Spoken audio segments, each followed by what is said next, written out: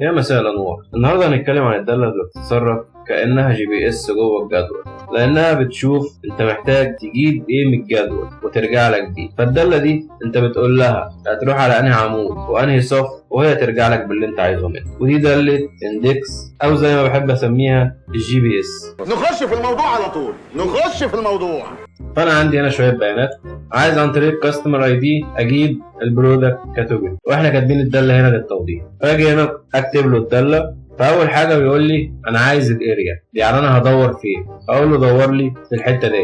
بعد كده بيقول لي انا عايز الرو نمبر، رقم الصف. انا هنا ابحث بالكود اللي هو اخره 06. فال 06 هنا الاقيه في الصف رقم 6. 1 2 3 4 5 6. اقول له 6.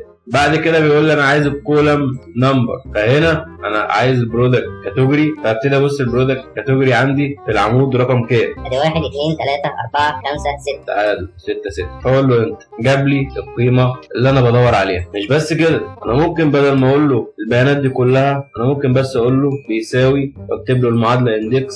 بدل ما اقول له الاريا بتاعت الجدول كله، لا انا عايزك تجيب لي البرودكت كاتيجوري، فحدد له البرودكت كاتيجوري بس. وانا عارف ان انا عايز الكاستمر اي دي اللي هو رقم 6، فانا عارف ان المكان هنا بتاع الرو نمبر هو 6. بقول له انت هلاقيه برضه جاب لي القيمه.